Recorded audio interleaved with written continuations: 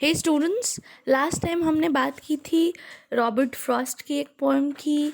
फिर हमने देखा था कि कैसे जो ऑथर है सरदार जाफ़री वो हिल को बिलोंग करते हैं एंड इस वजह से वो बॉम्बे में कोयल एंड पपीहा की वॉइसेस को मिस करते हैं।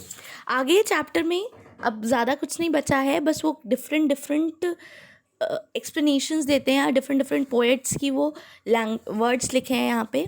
जैसे फर्स्ट पैराग्राफ में आप देखो यहाँ पे उन्होंने कालिदास के द्वारा दिया गया डिस्क्रिप्शन लिखा है।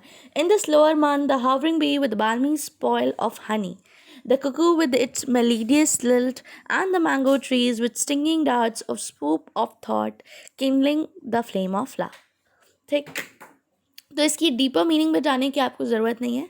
अब नेक्स्ट उन्होंने love song of Vidyavati provides another description of season with the song of koel. वो कैसे वो बता रहे हैं कि कैसे जब आप रेनी सीजन या कोई भी सीज़न जो जिस टाइम पे कोयल दिखती है उस सीज़न को अगर आप डिस्क्राइब करो तो आप उसकी कोयल के बारे में लिखे बिना उसको डिस्क्राइब नहीं कर सकते। एंड कैसे हिस्ट्री में भी कुछ पोएट्स ने उन्हें उसे डिस्क्राइब किया है।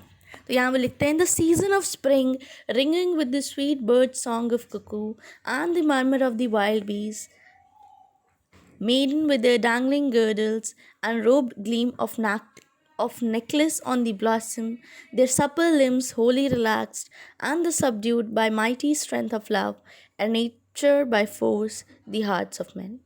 ठीक है, अगेन फिर से कहूँगी मैं आपको, इसकी मीनिंग पे आपको नहीं जाना है, बस उन्होंने एग्जाम्पल दिया है एंड उनके वर्ड्स फ्रेम किए हैं। ठीक है, और ये सरदार जाफ़री 20 साल तक जब तक बॉम्बे में रहते हैं तब तक वो कोयल का स्वीट सॉन्ग नहीं सुन पाते हैं।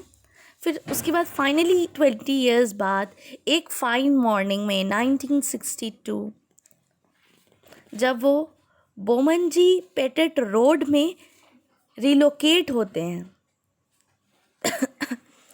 तब वो ये सॉन्ग उसका सुन पाते हैं।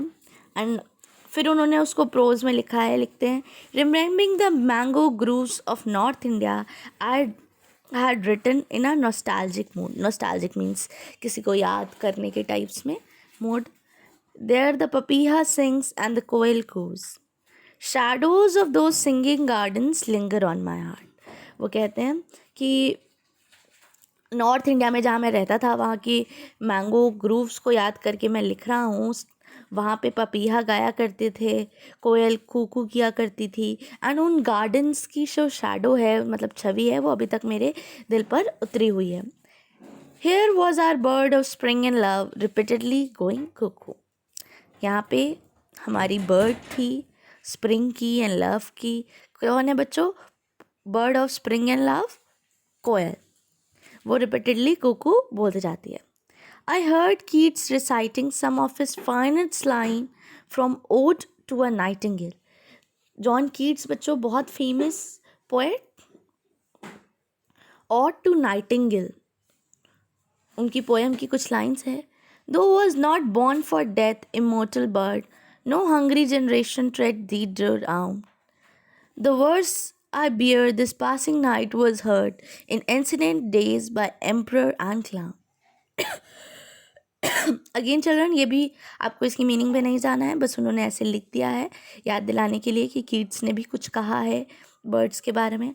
आई said to my wife Sultana, फिर ये सुल्ताना अपनी वाइफ से कहते हैं, कोयल का सॉन्ग शकुंतला ने भी सुना था in her forest garden and Nur Jahan in her imperial palace by pigeon girls and gallant lovers alike.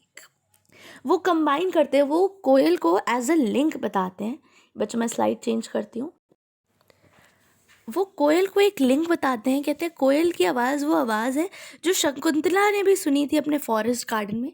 ये काफ़ी फेमस स्टोरी या नॉवेल कह लो हिस्ट्री से, उसका पार्ट है शकुंतला।